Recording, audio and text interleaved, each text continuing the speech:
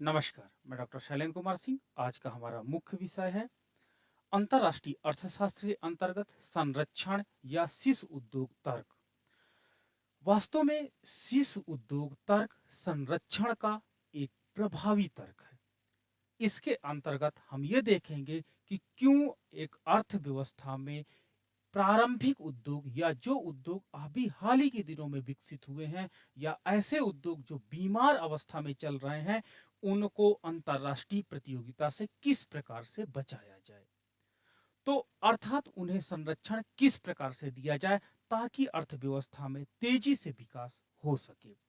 तो इसके संदर्भ में सुशिक्षित उद्योग तर्क वास्तव में एक महती भूमिका निभाता है। संरक्षण क्यों हम देते हैं? सबसे पहले प्रश्न हमारे पास ये आता है कि आखिर हम संरक्षण क्यों देते हैं? तो संरक्षण देखने के पीछे तर्क ये होता है कि संरक्षण देने के परिणाम स्वरूप हमारे उद्योगों को आंतरिक तथा बाह्य मितव्यताएं प्राप्त होने लगती हैं। आंतरिक तथा बाह्य मितव्यताएं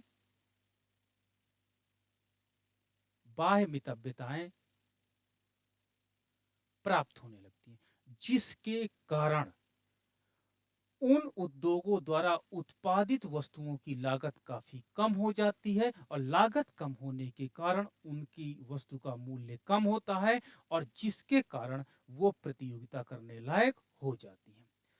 प्रारंभ में जब कोई भी इंडस्ट्रीज लगाई जाती है तो प्रारंभ में औसत लागत एवरेज कॉस्ट का ऊपरी हिस्सा कार्य करने के कारण फर्म की वस्तु की उत्पादन लागत अधिक होती है, यानी उसकी उत्पादित वस्तु की लागत अधिक होती है, जिसके परिणाम स्वरूप उस वस्तु का मूल्य भी ऊंचा होगा, जिससे अंतरराष्ट्रीय इंटरनेशनल मार्केट में ये वस्तु प्रतियोगिता करने लायक नहीं रह जाती है। क्यों? क्योंकि विदेशी कंपनियां जो बहुत साल पहले से स्टेब्लिश है, उनके द्वारा उत्पादित वस्तु क्वालिटी में अच्छी होती है, क्वालिटी में एंड दूसरी क्वांटिटी में अच्छी होती है और तीसरा उनका प्राइस कम होता है। तो इन वस्तुओं के समक्ष हमारी वस्तु प्रतियोगिता नहीं कर पाती है।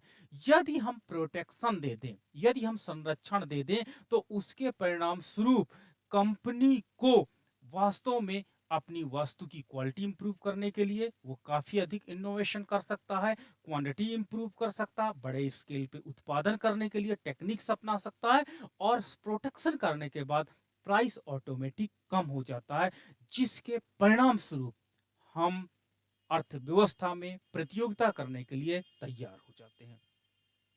तो इस प्रकार संरक्षण किसी अर्थव्यवस्था के लिए बहुत महत्वपूर्ण हो जाता है यदि अर्थव्यवस्था हाल ही के दिनों में विकसित हुई हो। और इन्फेंट इंडस्ट्री आर्गुमेंट यानी शीर्ष उद्योग, जब कोई उद्योग प्रारंभिक अवस्था में होता है तो उसे हम शीर्ष उद्योग कहते हैं, यानी फर्स्ट स्टेज में होता है तो हम उसे शिशु कहते हैं, इन्फेंट कहते हैं। और इन शिशु उद्योगों के लागत अधिक होती है, इनके पास प्रोडक्शन स्केल जो होता है प्रोडक्शन स्केल ये छोटा होता है। और तीसरी चीज क्या होती है, इनको मार्केट का अनुभव नहीं होता है, जिसके कारण ये इंटरनेशनल कंपटीशन में फेल हो जाते हैं। अतः इन्हें संरक्षित करना अनिवार्य हो जाता है। इस संदर्भ में सबसे पहला या आधुनिक तर्क जो था वो अमेरिका के प्रख्यात अर्थशास्त्री अलेक्जेंडर हैमिल्टन ने प्रस्तुत किया था। इन्होंने कहा था कि रोजगार में वृद्धि, उद्यमिता में वृद्धि और साथ ही साथ घरेलू उद्योगों को विकसित करने के लिए हमें जो प्रारंभिक स्टेज में उद्योग हैं उनको संरक्षण देना चाहिए, ताकि अर्थव्यवस्था में ये उद्योग प्रोत्साहित हों और प्रतियोगिता के लिए खड़े हो सके। वास्तव में शिशु उद्योग तर्क जो था वो सर्वप्रथम अलेक्जेंडर हैमिल्टन ने ही 1870 में डेवलप किया था तथा फेडरिक लिस्ट ने इसे पॉपुलर किया। तो इस प्रकार हम ये देखते हैं कि जो शिशु उद्योग तर्क है वो संरक्षण का एक महत्वपूर्ण तर्क है, जिस पर चर्चा करना अनिवार्य हो जाता है। अब हम चर्चा क्या कर रहे हैं कि शिशु उद्योग तर्क जो था अलेक्जेंडर हैमिल्टन ने व्यवस्थित रूप से प्रस्तुत किया। ठीक है, कब? 1870 में। वहीं फ्रेडरिक लिस्ट ने इसे पॉपुलर किया 1885 में। This dates and facts is very important, very not most important, क्योंकि अधिकतर एग्जाम्स में ये डेट्स पूछी जाती हैं। आपको याद रखना कि सिस्टमेटिक रूप से कब प्रेजेंट किया गया, सिस्टमेटिक रूप से कब रिप्रेजेंट किया, एंड पॉपुलर किसने बनाया। ओके, और सन याद रखना है, और आपको अर्थशास्त्री का नाम याद रखना है कि किसने इसे पॉपुलर किया। ओके, तो जो अलेक्जेंडर हैमिल्टन जो अमेरिकन अर्थशास्त्री थे, उन्होंने इसे सिस्टमेटिक रूप दिया। फ्रेडरिक लिस्ट ने इसे पॉपुलर बनाया, और जॉनसन मानते हैं कि शिशु उद्योग तर्क अल्पकालीन विकृतियों को दूर करने के लिए अस्थायी हस्तक्षेप है, अर्थात टेम्परेरी। अगर हम प्रोटेक्शन दे देते हैं तो अल्पकाल में अगर हम प्रोटेक्शन दे देते हैं तो प्रोटेक्शन देने के कारण जो उसमें अल्पकालीन विकृतियां हैं, विकृतियां कैसी हो सकती हैं? वास्तव में उस प्रोडक्ट की क्वालिटी ना अच्छी हो, ठीक है, उसका प्राइस जो बहुत अधिक हाई होता है, क्योंकि एवरेज कास्ट का प्रारंभिक स्थिति में हम होते हैं, तो जब एवरेज कास्ट की प्रारंभिक स्थिति में होंगे तो ऑटोमेटिक फर्म की कॉस्ट अधिक होगी, तो उसका प्राइस अधिक होगा। तीसरा, मार्केटिंग का अनुभव ना होना। तो इन सारी अल्पकालीन विकृतियों को ये दूर कर देता है, कौन? प्रोटेक्शन कर देता है। तो इसलिए शिशु उद्योग यानी कोई भी इंडस्ट्री यदि प्रारंभिक अवस्था में है या अस्वस्थ है तो उसे हम सपोर्ट करना चाहिए, प्रोटेक्शन देना चाहिए, जिसके कारण अल्पकालीन विकृतियां दूर हो सकें तथा विदेशी कंपनियों के साथ प्रतियोगिता कर सके और अपने प्रोडक्ट को अंतरराष्ट्रीय मार्केट में ख्याति तथा बाजार में स्थान प्रदान कर सके। ओके, मतलब लॉजिक क्या है कि शिशु उद्योग तर्क के कारण, यानी यदि हम किसी इन्फेंट इंडस्ट्री को सपोर्ट करेंगे तो उसके कारण उसका प्राइस कम होगा, उसकी क्वालिटी इंप्रूव होगी, उसका स्केल इंप्रूव होगा। इन सारी चीजों के कारण और इंटरनेशनल ट्रांसपोर्टेशन में मदद होगी, और हम क्या करते हैं, इंटरनेशनल मार्केट में अपने प्रोडक्ट को स्थान दिलाने में हेल्प करेंगे, और हमारा जो इंडस्ट्रीज है वो इंटरनेशनल मार्केट में स्टेब्लिश हो जाएगा, हमारा प्रोडक्ट अंतरराष्ट्रीय बाजार में पॉपुलर हो जाएगा। इसलिए प्रारंभिक अवस्था में जब उद्योग छोटी अवस्था में हो, प्रारंभिक अवस्था में हो, उसको बाह्य तथा आंतरिक मितव्यताएं ना मिल रही हो, तो उसे हम प्रोटेक्शन देते हैं, और इस प्रोटेक्शन के कारण उसको बाह्य तथा आंतरिक, इंटरनल एंड एक्सटर्नल इकोनॉमीज मिलने लगती हैं, इकोनॉमीज मिलने लगती हैं, और इस इकोनॉमीज के कारण वो अधिक उत्पादन करने लगते हैं, जिससे कम लागत में अच्छी क्वालिटी का ज्यादा वस्तुओं का उत्पादन करके अंतरराष्ट्रीय कंपटीशन में ये लोग खड़े हो जाते हैं। तो हमें क्यों प्रोटेक्शंस देना चाहिए ये हमने देखा, लेकिन प्रोटेक्शंस देने के पहले, संरक्षण देने के पहले हमें 2 टेस्ट पास करने बहुत अधिक इंपॉर्टेंट हो जाते हैं। ये एग्जाम्स में पूछे जाते हैं, वो कौन से 2 टेस्ट हैं जो शिशु उद्योग तर्क को प्रभावी बनाते हैं, या शिशु उद्योग तर्क को वास्तव में व्यवस्थित रूप से लागू करने के पहले एक उद्योगपति या नीति निर्माताओं को देखना चाहिए। तो इसमें 2 टेस्ट हैं जो बड़े पॉपुलर हैं। सबसे पहले है मिल्स का टेस्ट, ये एग्जाम्स में पूछा जाता है, मोस्ट इंपॉर्टेंट ये भी पोर्शन है। What is the mill test और what is the best well test, ये 2 टेस्ट हरदम पूछे जाते हैं, आपको बहुत अधिक इसको फोकस करना है। मिल टेस्ट कहता है कि कभी भी संरक्षण सारे उद्योग को मत दो, किसी भी हालत में सारे उद्योग को संरक्षण मत दो, संरक्षण केवल उन उद्योगों को दो जो स्वयं पनपने की राह खोज सके। संरक्षण देने के बाद अगर संरक्षण में पूरी लाइफ हो, पूरी इंडस्ट्री पूरी लाइफ डिपेंड रहे, कभी मत दो, अब बंद हो जाने दो। संरक्षण देने के बाद, अल्पकालीन संरक्षण देने के बाद इस प्रकार के उद्योग भविष्य में दीर्घकाल में ऑटोमेटिक पनपें और हानियों का पुनर्भुगतान करें। मान लीजिए हमने सब्सिडी या प्रोटेक्शंस के रूप में जितना पैसा दिया है वो हमको रिटर्न कर सके। ओके, ये नहीं कि हमारे ऊपर ही डिपेंड रहे, पूरी लाइफ डिपेंड रहे और हम उसको प्रोटेक्शंस भी दें और हमें पुनर्भुगतान भी ना करें, जितना हमने खर्च किया वो हमको वापस भी ना कर सकें। तो जैसे क्या होता है कि प्रारंभिक अवस्था में हम लोग बिजली पानी रॉ मटेरियल टैक्स आदि चीजों पे बहुत अधिक छूट दे देते हैं, लेकिन ये अल्पकालीन होना चाहिए, 4 या 5 साल के लिए। उसके बाद इस इंडस्ट्री को स्वयं पनपना होगा और हमारा जितना सब्सिडी हमने दिया था वो पुनर्भुगतान कर सके। तो ये है मिल्का टेस्ट। मिल्का टेस्ट कहता है कि सबसे पहले आप पहचान करिए कि क्या वो इंडस्ट्री फ्यूचर में स्वयं पनप सकती है। दूसरा, क्या वो हमारी हानियों का पुनर्भुगतान करने में सक्षम है। अगर ये 2 टेस्ट पास कर लेता है कोई इंडस्ट्री तो आप उसको प्रोटेक्शंस दीजिए, नो प्रॉब्लम। दूसरा है बेस्टवेल का टेस्ट। बेस्टवेल का टेस्ट कहता है कि संरक्षण के अलावा अन्य कोई रास्ता ना हो। प्रोटेक्शंस तभी आप दो जब इंडस्ट्री को डेवलप करने के लिए और कोई रास्ता ना बचे। जब प्रोटेक्शन बिल भी मस्ट अनिवार्य हो जाए और आपके पास कोई रास्ता ना बचे तब भी संरक्षण देना चाहिए, नहीं तो संरक्षण नहीं देना चाहिए। तो बेस्टविल और मिल का टेस्ट जब तक पास ना करे तब तक किसी भी इन्फेंट इंडस्ट्री को प्रोटेक्शंस नहीं देने चाहिए।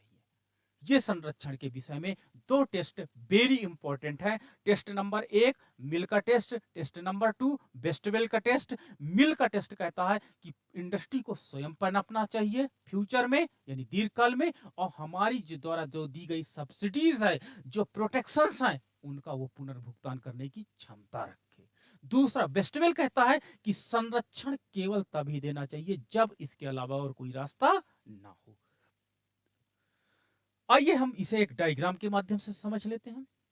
रेखा चित्र में ओ एक्स पर हमने एक्स यूनिट ए यूनिट को लिया है, कोई एक ए इंडस्ट्रीज है, और बी हमने वाई एक्सिस पे हमने कोई बी यूनिट को लिया है।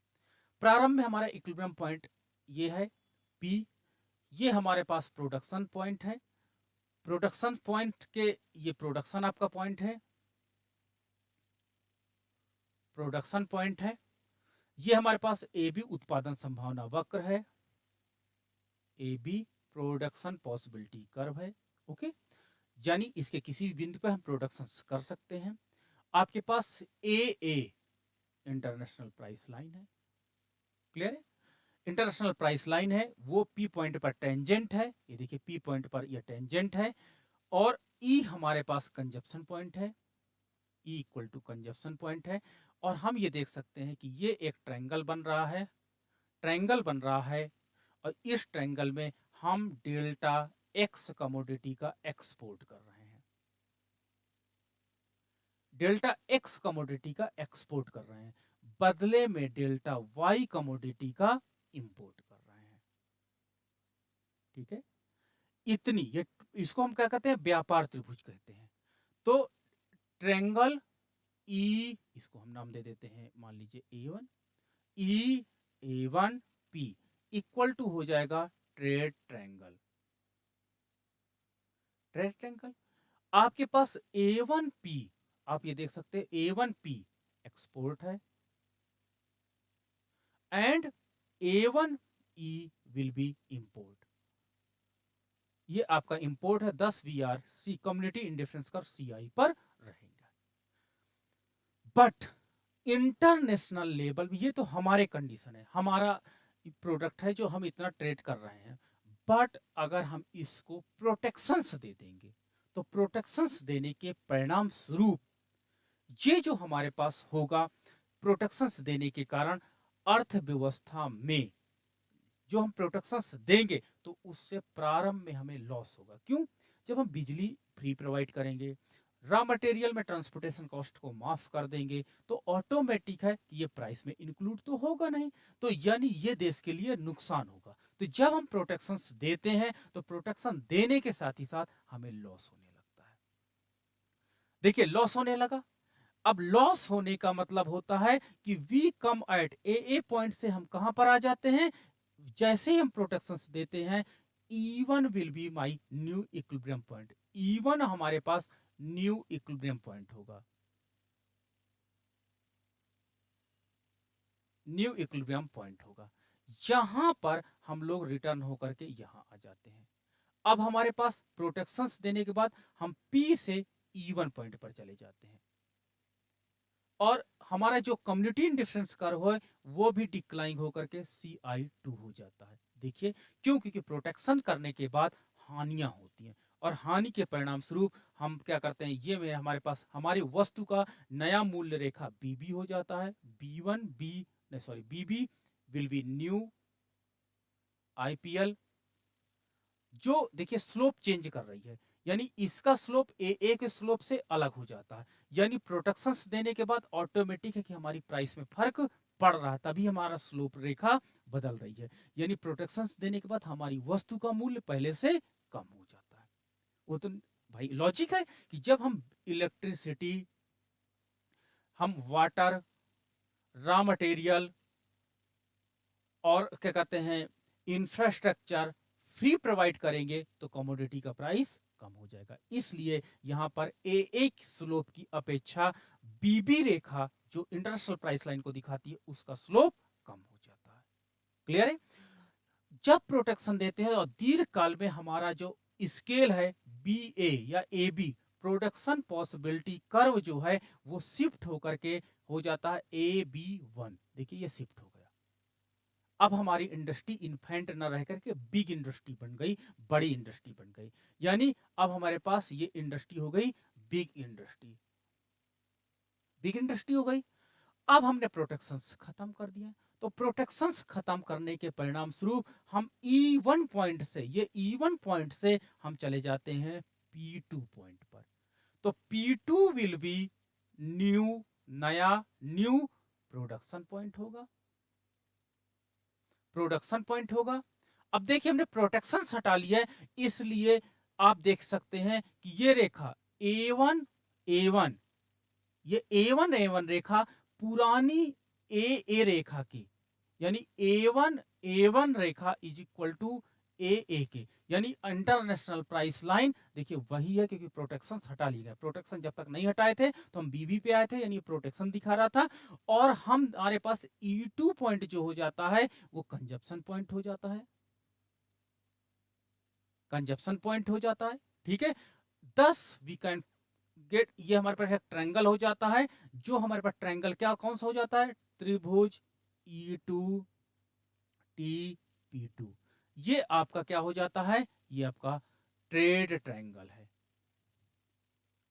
ये ट्रेड ट्रायंगल है कि नहीं। यहां पर देखिए हम इतनी वस्तु का एक्सपोर्ट करेंगे, ये एक्सपोर्ट करेंगे, तो हम क्या करते हैं TP2 एक्सपोर्ट करेंगे, एक्सपोर्ट करेंगे। अब बदले में TE2